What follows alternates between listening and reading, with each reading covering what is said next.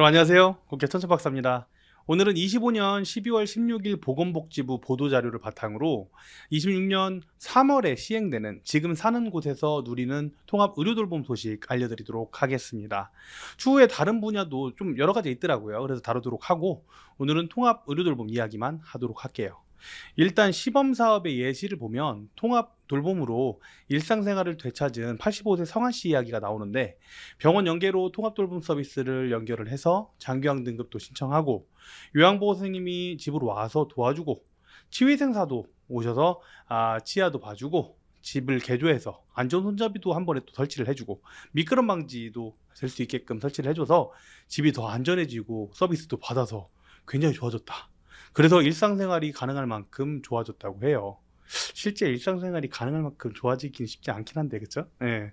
이 내용을 살펴보면 아시겠지만 일상생활 유지에 어려움이 있는 노인 장애인들에게 의료, 그리고 요양, 돌봄, 요 모든 것들을 한 곳에서 계획을 해서 안내를 하고 도와주는 서비스로 그렇게 보이죠. 그 밑에 추가적인 설명이 자세하게 나와 있는데요. 방문 의료를 제공하는 재택의료센터, 방문 요양 목욕 간호의 통합제가, 일상생활 돌봄을 위한 노인 맞춤 돌봄 서비스, 퇴원 환자 집중 지원, 그리고 보건소 노세 예방 관리 등 현장에서 수요 높은 서비스를 발굴해서 또 서비스를 제공한다고 이렇게 되어 있습니다. 그래서 결과적으로 지역별로 지자체에서 아예 커뮤니티를 만들어서 특화 돌봄 서비스를 개발하고 그다음에 공공의료기관의 협업까지, 그리고 이게 이제 이 서비스가 원활하게 안 되는 지역들 같은 경우에는 사회서비스원을 통한 서비스 직접 추진까지 하겠다. 지자체 차원에서 통합 지원 체계를 구축해서 필요한 돌봄과 의료 서비스를 집에서 받을 수 있도록 하는 것이 골자입니다. 현재는 시범 사업으로도 운영이 지금 되고 있는 것이죠. 천천 박사님, 통합 돌봄이 시행되면 우리 주간보호센터나 재가센터에 뭐가 달라지는 건가요? 요양원에도 달라지는 게 있는 건가요? 예, 오늘 좋은 질문 해주셨습니다.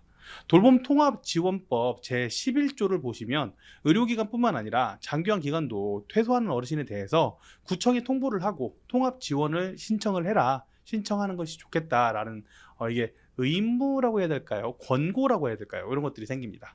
구체적으로는 노인장기요양보험법 제23조 제1항 제2호에 따른 시설급여를 제공하는 장기요양기관, 즉 노인 요양시설, 요양 공동생활 가정 등이 해당이 되는데, 어르신이 시설에서 퇴소를 하실 때 이제 집으로 돌아가게 되면, 그럴 일 많지 않겠지만 그렇게 된다 하면 그냥 보내드리는 게 아니라 구청에 연락을 해서 이 어르신이 퇴소하십니다, 이 어르신 통합 돌봄이 필요할 수도 있습니다 라고 알려야 한다는 겁니다. 돌봄통합지원법은 이 통합 의료 돌봄을 규정한 법률인데요.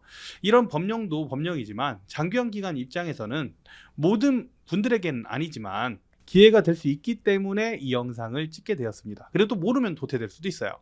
돌봄통합지원법 제2조 3호를 보시면 통합지원 관련 기관이라는 말이 나오는데, 통합지원 관련 기관이란 통합지원 서비스를 제공하는 일반적인 사회복지법인만 얘기하는 게 아니라 개인, 기관, 단체까지 포함해서 이야기를 하고 있습니다.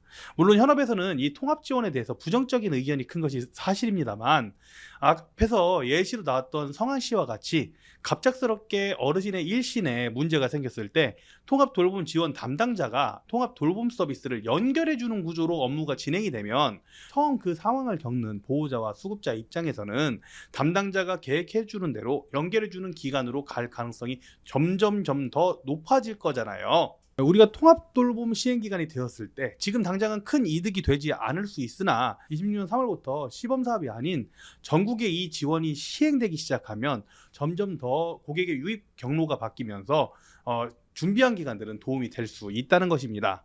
유입 경로가 바뀐다. 무슨 말일까요? 지금까지는 어르신이나 가족분들이 직접 우리 센터에 연락을 하셨는데 앞으로는 어떻게 되느냐? 이걸 보면 알 수 있을 텐데, 추후에 통합 돌봄 경로는 어르신 가족이 구청에 통합 지원을 신청하고 또는 이제 아예 병원에서 그 부분을 연결을 구청에 해드리면 지자체에서 종합 판정을 하고 이게 노인이든 장애인이든 상관없이 전체적인 종합 판정 시스템을 통해서 판정을 해서 개인별 지원 계획을 수립하고 이 지원 계획에 따라 그에 알맞는 기관에 통합 지원 관련 기관에 의뢰를 해서 서비스를 이용하는 방식으로 이렇게 진행이 되는 거죠. 즉 이 통합 지원에 구청이 중간에 들어가는 거죠. 지자체가 중간에 들어가는 거죠. 기존에는 어르신 가족이 센터의 도움을 받아서 장기요양 등급 신청을 했다면 이후에는 지자체에서 통합 지원 신청해서 종합 판정하고 개인별 지원 계획을 수립해서 관련 기관에 의뢰해서 이용하게 되면, 그런데 구청이 여러분 센터를 통합 지원 관련 기관으로 인지하지 못한다면 어떻게 될까요? 예, 의뢰가 안 온다는 겁니다. 예, 다른 센터로 가겠죠. 준비되어 있는 다른 센터로. 따라서 지금부터라도 너무 부정적으로만 생각하지 마시고 여러분 지역에 각 지자체 통합돌봄 담당자하고 관계를 미리 맺어놓는 게 좋겠습니다. 지금 당장 뭘 하시라는 건 아닐 수 있어요. 근데 언제나 우리 센터는 통합재가 기관으로 지정받을 준비가 되어 있습니다. 통합돌봄 대상자가 있으면 저희한테 의뢰해 주세요. 이런 느낌으로 미리 관계를 맺어놔야 되지 않을까 싶어서 이 영상을 한번 찍게 되었습니다. 이렇게 이제 선제적으로 좀 움직일 때가 된 것이죠. 그러면 이제 이런 생각이 들 수도 있어요. 장기요양 평가할 때 통합돌봄이 반영이 될까요? 아직 이 평가에 대한 그 기준이 이 법 자체가, 시행 자체가 이제 되는 건데 바로 평가가 바뀐다, 그거는 아닙니다. 왜냐하면 평가가 26년도 평가는 이미 지금 나와 있는 상황이고, 그 외에 이제 요양원 평가 때 한번 살펴보면 되겠죠. 그때 이제 뭐 통합돌봄에 대해서 어떤 지원을 구청에 뭐 지자체에 이야기를 해야 된다, 뭐 그런 평가 매뉴얼이 나온다고 하면 바뀔 수도 있겠습니다. 예, 그런데 이제 법 제 구조를 보면 시도지사, 시장, 군수, 구청장은 지역계획 추진 성과를 매년 보건복지부 장관에게 제출해야 되고, 그리고 이 지역계획 추진 성과를 평가를 해야 되게끔 되어 있어요. 그러면 지자체에서 이 평가를 받으면 그에 맞게끔 통합재가에서 제대로 서비스를 했는지 어쨌는지 이런 것들도 또 확인을 또 해봐야 되겠죠. 그래서 그거에 따라서 예산이 커지고 작아지고 할 수가 있어요. 그래서 이 차등 지원을 할 수 있기 때문에, 법을 한 구조를 보면, 그래서 평가에 따라서 차등 지원을 할 수 있기 때문에 그에 연결되어 있는 통합 기관들도 평가를 할 수밖에 없게 되겠죠. 즉 통합 돌봄에 잘 협조하는 지역, 잘 협조하는 지자체에 더 많은 지원이 갈 수 있다는 겁니다. 예, 그럼 더더욱 더 잘하는 지자체에 같이 일을 하고 있는 통합 지원 기관에도 낙수 효과가 생기겠죠. 자, 그럼 선천 박사님, 그럼 뭐부터 해야 할까요?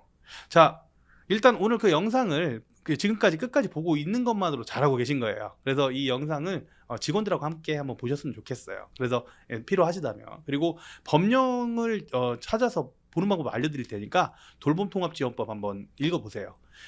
네이버에다 법제처라고 치면 됩니다. 법제처 사이트에서 요양 등 지역 돌봄 통합 지원에 대한 법률 검색하시면 됩니다. 그리고 관심이 있다면 지역 지자체 통합 돌봄 담당 부서하고 연락을 하면 돼요. 아직 조례가 안 나온 데도 많아요. 지금 다 나왔는지 한번 해보셔야 돼요. 근데 어쨌든 우리 지역 통합 돌봄 담당자가 누구인지 확인하고 연락을 해서 우리는 통합 지원 관련 기관으로 협력을 하고 싶습니다, 이렇게 의사 표시를 한번 해보세요. 그리고 이제 공단에서도 이거 통합 지원 서비스 아마 그 공고가 올라올 겁니다. 다시 말씀드리지만 물론 아직 시행 단계라서 준비가 끝나지 않을 수도 있습니다. 찬찬히 한번 알아보시고 한번 지금 이제 처음으로 한번 알아본다, 이렇게 좀 생각을 하시면 될 것 같고요. 만약에 한다면 내부 프로세스도 정비가 돼야 되겠죠. 대도시에 구청 통보를 어떻게 할 것인지, 지자체 통보를 어떻게 할 것인지 이런 절차도 마련하고, 정보 제공 동의 양식이라든지 그다음에 다른 기관들과 협력 체계를 어떻게 할 것인지 이런 것들도 다 고민을 한 다음에 직원들도 교육을 이런 교육들이 나타나면 좀 많이 참여를 하시면 좋을 것 같아요. 2026년 3월 27일 법 시행일입니다. 지금부터 약 3개월 정도 남았는데요. 준비하지 않으면 잘못하면 도태됩니다. 준비하시면 어떤 분들한테는 기회입니다. 선택은 여러분의 몫입니다. 예, 영상이 도움이 되셨길 바라면서 저는 국회의원 천천박사였습니다. 예, 저는 물러가겠습니다. 감사합니다.